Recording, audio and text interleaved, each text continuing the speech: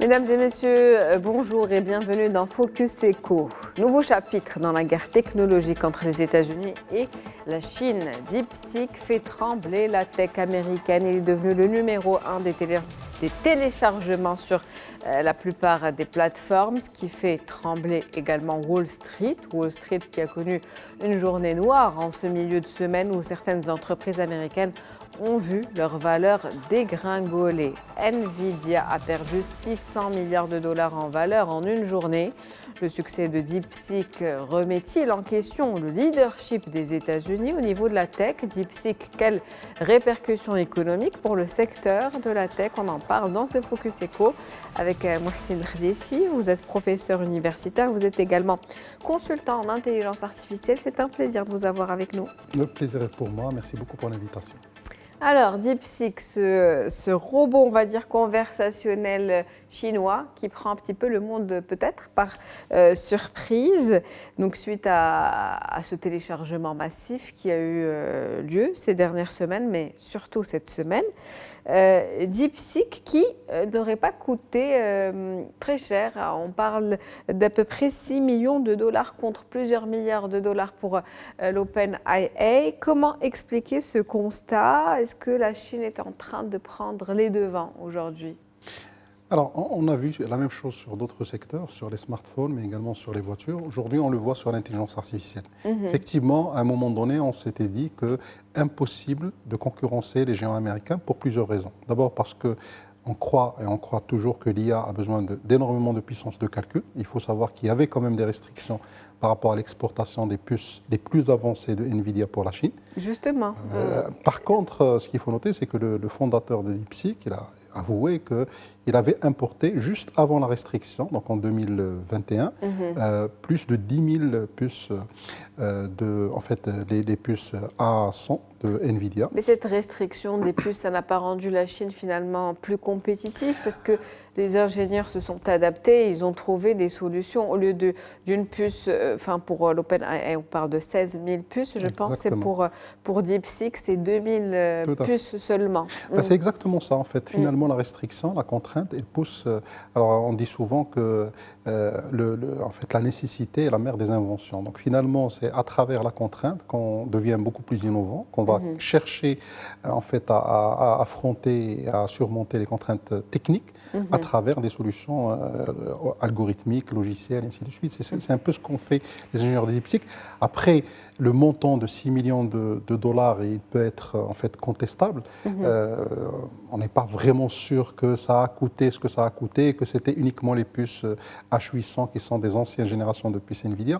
Donc tout ça, c'est un peu contestable. Mais ce qui n'est pas contestable, mais du tout, c'est la performance aujourd'hui du modèle. Je l'ai testé. Alors, il faut savoir qu'il y a deux modèles. Un modèle qui est sorti fin 2024, qui est la version 3, donc il y avait la version 2 et la version 1, et qui concurrence bien sûr les modèles classiques de ChatGPT, d'OpenAI et des géants.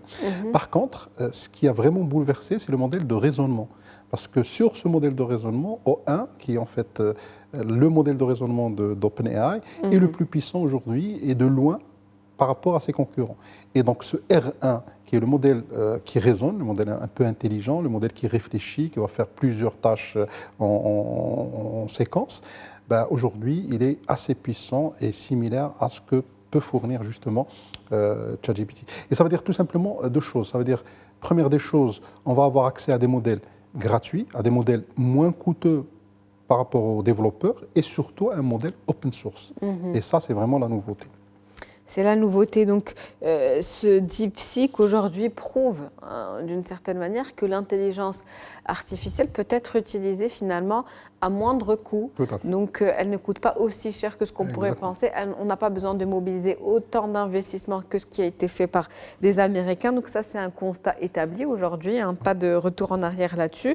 Et justement, avec donc cette intelligence artificielle à moindre coût, on génère une performance qui est égale au modèle américain. Qu'est-ce que ça change au niveau de la production aujourd'hui de l'intelligence artificielle? Alors, ça change énormément de choses, mais par rapport à des acteurs différents. Pour les utilisateurs finaux, ça donne accès en fait à une intelligence artificielle puissante et performante sans coût. C'est gratuit.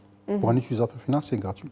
Pour un développeur, ça change énormément parce que c'est 1 sur 20 dans certains cas et 1 sur 8 du coût de l'utilisation de l'API d'OpenAI. Ça veut dire tout simplement que les développeurs, les entreprises technologiques, les start-upers, les porteurs de projets, ils peuvent développer des solutions beaucoup moins chères avec la même performance qui était offerte auparavant. Et la troisième des choses, par rapport à des pays et par rapport à des organismes de recherche, ça change tout parce qu'aujourd'hui, on peut se dire, finalement, on peut développer nos propres modèles sans avoir la puissance de calcul qui est celle des États-Unis et sur lesquels il y a eu quand même dernièrement l'investissement de 500 milliards de dollars annoncé par le président Trump sur Stargate. Donc ça veut dire tout simplement qu'on peut faire la même chose avec peu de ressources et on peut faire de l'innovation frugale. Pour moi, en tout cas, c'est une chance, notamment pour le Maroc, pour se dire peut-être on a besoin de développer nos propres modèles. Et là, ça ne nous coûtera pas aussi cher que ce qu'on pourrait penser. Tout à fait. Et en même temps, parce qu'il y a un autre sujet, il y a le sujet du coût. Il y a le sujet également de l'impact écologique. Et là, en fait, on va se dire, effectivement, l'intelligence artificielle peut coûter quelque part, on peut y accéder avec des budgets moyens, mais en même temps, son impact écologique très très important, parce qu'aujourd'hui c'est également un enjeu pour le Maroc par exemple. Les data centers, ça consomme énormément d'eau. Aujourd'hui on est en stress hydrique, donc forcément on se dit il y a quelque chose à jouer, il y a une chance à aller chercher. Et justement, quand le coût d'une technologie baisse, la demande augmente et on est dans ce type de scénario aujourd'hui. Tout à fait. Donc c'est la demande qui va augmenter. Derrière, bien sûr, ça va faire qu'il y aura plus de data centers, mais ce qui est aujourd'hui également intéressant pour le consommateur final, c'est la concurrence. Ça veut dire, juste après l'annonce de R1, OpenAI, ils ont été obligés d'annoncer Operator. C'est-à-dire, en fait, c'est de nouvelles fonctionnalités. Et la même chose est arrivée avec Alibaba, avec un nouveau modèle qui vient d'être lancé. La même chose DeepSeek, ils ont lancé leur modèle pour la génération d'images qui s'appelle Janus Pro, et ainsi de suite. Et ça va créer en fait un cycle intéressant d'innovation technologique. Et bien sûr, ça va profiter aux consommateurs. Il y a Tencent qui travaille également sur son propre modèle. Donc déjà, en Chine, il y a un certain nombre de concurrents, on va dire, au niveau national, sans parler de la concurrence internationale américaine. Mais c'est exactement ce qu'on a vu dans le domaine de la voiture électrique.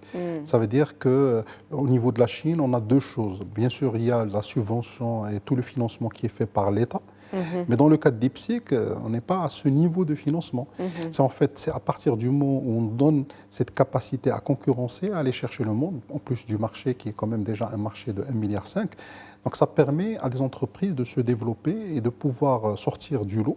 Et derrière, bien sûr, avec le financement, ça peut permettre d'aller vers l'international. Et pour nous, en tout cas, c'est d'autres alternatives. Après les discussions sur combien ça a coûté exactement, quels sont les types de puces qui ont été utilisées, à la rigueur, c'est un détail. Pour nous, finalement, c'est la performance qui compte, c'est la pertinence qui compte. Et c'est le fait que ça soit open source, donc ça nous permet de développer au-dessus des choses qui nous sont propres. La performance, la pertinence, justement, quelles opportunités de marché ouvre aujourd'hui DeepSeek ? Alors, énormément d'opportunités de marché, notamment pour les porteurs de projets. Alors, il faut savoir qu'aujourd'hui, déjà au Maroc, il y a pas mal de start-upers, de porteurs de projets qui commencent à utiliser un peu l'IA, mais avec un coût qui est plus ou moins cher. Ça veut dire, en fait, pour pouvoir proposer ces services qui utilisent l'IA, ça revient un peu plus cher. Aujourd'hui, ils ont la capacité d'offrir les mêmes services gratuitement à des très faibles coûts. Et donc, ça va leur permettre d'ouvrir le marché. Le fait que ça soit open source, ça permet de développer des modèles dessus. Et ça, je crois, c'est une opportunité également. Alors, il faut savoir qu'au Maroc, on a quand même pas mal de startups qui ont développé des choses intéressantes. On a une startup qui a développé un modèle qui s'appelle OpenPerplex, qui est similaire à Perplexity, qui est un géant. On a des startups qui ont développé des outils au-dessus de l'IA, ou même des jeunes qui ont travaillé avec des startups américaines pour développer des outils intéressants. Donc, on a cette capacité de la jeunesse, on a cette capacité d'innovation. Et justement, au Maroc, comment se place-t-on aujourd'hui ?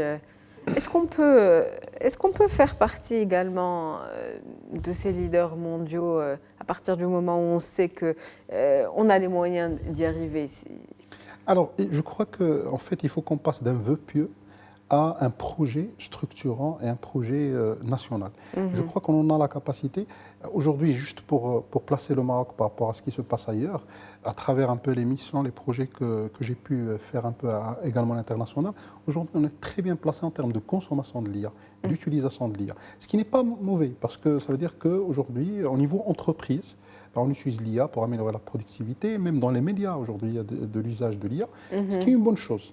Et ça, alors, il y a eu d'ailleurs une étude de BCG à l'international qui a couvert 22 pays où le Maroc était classé deuxième après l'Inde en termes d'usage de l'IA, de consommation de l'IA. Comme j'ai dit, c'est pas la même population. C'est pas la même population. Bon, c'est rapporté à la taille de la population, mais quand même, on parle de 38% d'usage. Et ça, c'est une étude qui date de 2024. Aujourd'hui, ça a évolué. Donc, pour moi, le Maroc peut se placer également en termes de production de modèles si on arrive justement à capitaliser sur tout ce qui est open source et également capitaliser sur quelques initiatives citoyennes. Aujourd'hui, on a également des groupements. Alors, il y avait le AI Movement, il y a Morocco AI, il y a Atlasia, il y a plusieurs acteurs aujourd'hui dans le secteur de la recherche, mais également dans le secteur associatif qui s'activent. Je crois qu'il faut juste donner le soutien nécessaire, le financement qu'il faut, pas nécessairement énormément de financement, pour pouvoir faire sortir des choses assez intéressantes. Je crois qu'on a la capacité de se positionner. D'ailleurs, même comparativement, quand je compare avec des pays de la région, hier j'étais avec en fait, un acteur en Tunisie. Aujourd'hui, on est beaucoup mieux développé en termes d'usage de l'IA professionnel au niveau de l'entreprise. Il faut travailler sur la production, en termes d'usage en tout cas, on est bon. Exactement, c'est exactement ça. Et pour revenir donc à ce marché international, Donald Trump qui considère DeepSeek comme un avertissement pour les industriels américains et rappelle qu'il faut rester concentré pour gagner. Ben oui, alors les Américains, ils ont l'habitude de parler du Sputnik Moment. En fait, en 1957, il y a eu Sputnik, le lancement du premier satellite autour de l'orbite de la Terre par les Russes. Et c'est à partir de ce moment que les Américains, avec une fierté nationale, ont décidé de faire la même chose. Et c'est après, bien sûr, qu'ils ont pu investir l'espace, et ainsi de suite. Donc, ils ont poussé énormément. Je crois que quelque part, ils sont en train de constater un DeepSeek moment. Mais je crois que bon, c'est également une opportunité pour nous pour se dire peut-être c'est le moment pour nous positionner. Alors les États-Unis, bien sûr, ils ont beaucoup de moyens. Aujourd'hui, c'est quand même 500 milliards de dollars. On parle de trois fois le PIB du Maroc, qui est juste pour construire 20 data centers pour l'IA. Mais je crois qu'il y a des alternatives en open source, des alternatives frugales, sur lesquels on peut se positionner, pour lesquels on peut avoir en fait un niveau d'avance au moins à l'échelle régionale, si ce n'est pas à l'international. Et la Chine a prouvé que c'était possible. Exactement. Merci à vous, Monsieur Mouhsin Rdissi. Je rappelle que vous êtes professeur universitaire, vous êtes également consultant en intelligence artificielle. C'était un plaisir. Plaisir pour moi, merci beaucoup. C'est la fin de Focus économique pour aujourd'hui. On se retrouve demain avec un nouvel invité, nouveau sujet. Très bonne journée.